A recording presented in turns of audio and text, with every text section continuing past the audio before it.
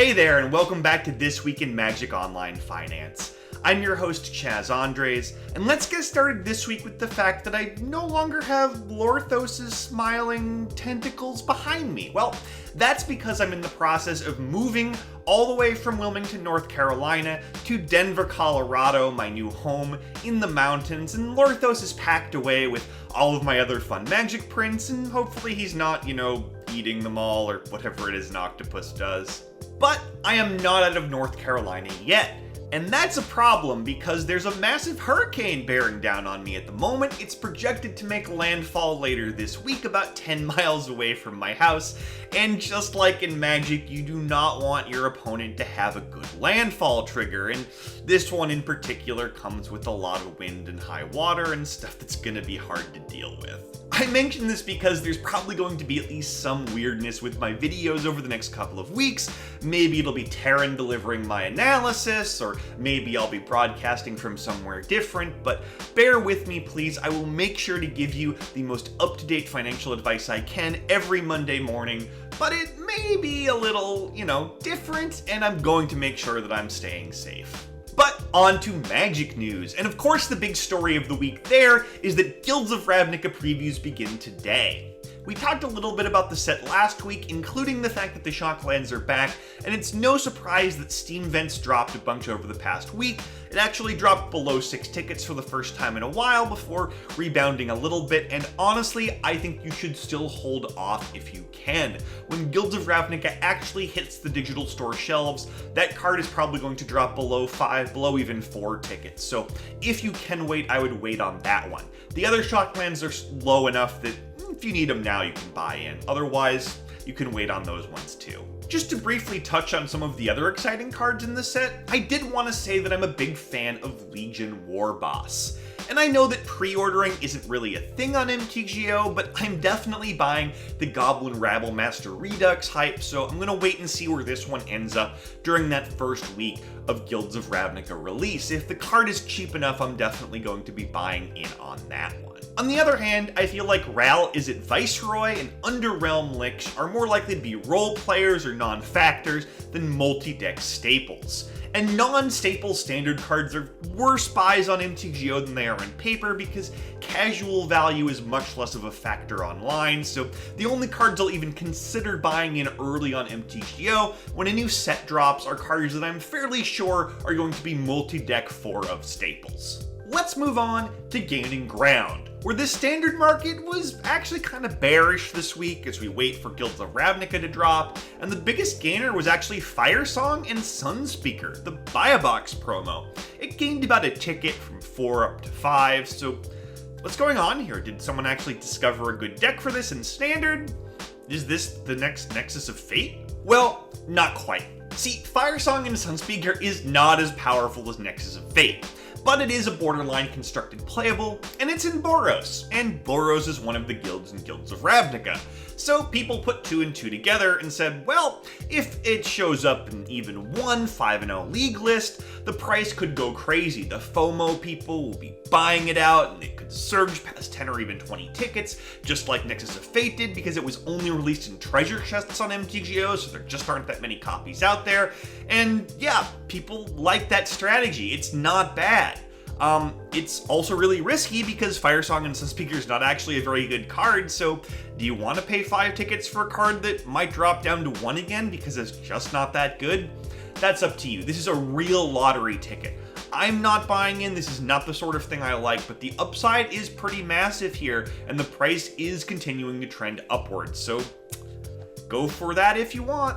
Now, over in Modern, the card that gained the most ground this week was Jace the Mind Sculptor. It surged from 61 tickets all the way up to 72 tickets. That's an 11 ticket gain, which is a lot.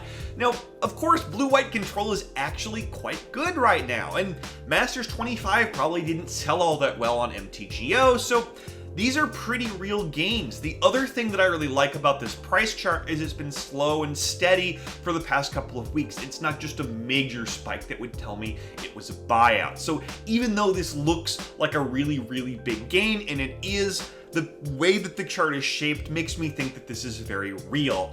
I wouldn't be surprised if the price at least hits 80 and maybe settles between the 80 and 90 range, it does have more room to grow. Let's move on to our biggest loser, where this week in Standard it was last week's biggest gainer, Walking Ballista. The price actually collapsed, 6 tickets dropping from 20 all the way down to 14, and I don't know why.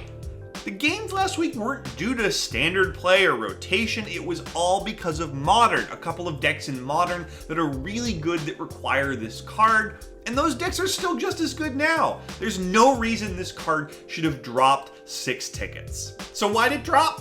Who knows? Maybe a bunch of Standard players saw that it had spiked a bit and wanted to get out while they still could. Maybe people are selling these off in advance of Guilds of Ravnica, but regardless, this card is a buy at 14 tickets for me, and it is a hold if you play Modern at all. This is a top tier Modern staple. It will be back over the 20 ticket mark again at some point. You definitely want to hold on to these if you've got them. Let's move on to Modern, where, unless you count Walking Ballista, there weren't too many losers this week. The number one loser on my list is actually Mishra's Bauble. It dropped about 2 tickets from 16 down to 14, and this is such a minor loss, it might as well just be statistical noise, or perhaps because it's kind of fallen out of favor over the past couple of months, people decided that this is one of their expendable Modern staples and they're selling it in advance of Guilds of Ravnica so they can raise some more money to buy new Standard cards. Alright, it's time for Sneak of the Week, but Coraline is hiding under the bed. She doesn't want to be disturbed. A lot of the moving boxes are kind of freaking her out. So instead, I'm going to lovingly pet this train while I tell you about Vendilion Click. Vendilion Click is one of those cards that was worth roughly $1 billion back before consecutive Modern Masters reprintings and a couple of metagame shifts away from tempo-based blue cards like that, but it's starting to see play in the same blue-white control deck that's caused Jace to surge in price over the past couple of weeks. And when you look at Vendilion Click's price chart, it's clear that it's on an upward trajectory. The card was 13 tickets back in spring, it's up to 20 tickets now, and it's continuing to climb. So if you're a Modern control player and you don't have these in your collection, make sure you pick up a couple just in case. As always, we're going to end the week by taking a look at the MTGO Traders sales data over the past 7 days. And this gives us the best look at what is selling the best on MTGO right now, regardless of price increases or decreases. Looking at overall sales by volume, Thoughtseize is the #1 best-selling rare of the week.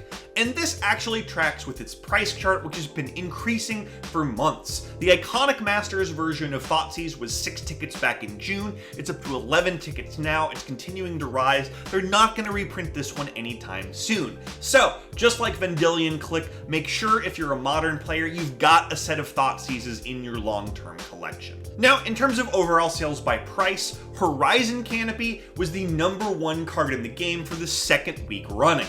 And I told you last week, based on sales volume and the price chart, this card was going to keep going up in price, and I was right. It was actually the #2 biggest gainer of the week in Modern. It's gained about 9 tickets since last Monday, so that is awesome, but it does seem to have reached a bit of a peak. It's probably going to start coming down a little bit, so if you bought these on spec, this is a great chance to sell.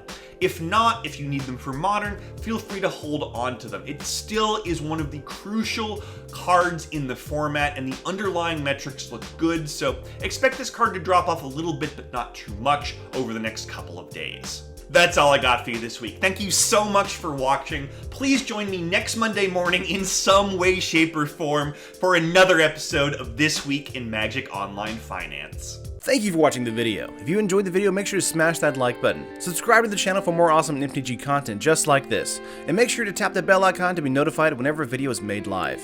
If you want to keep watching content, here are 2 more videos for you. This video and many others are sponsored by MTGO Traders and Cape Fear Games. Buy and sell digital singles to build your online collection today with MTGO Traders, and get your paper singles, accessories, and much more from Cape Fear Games. Whatever your Magic needs, both places have you covered.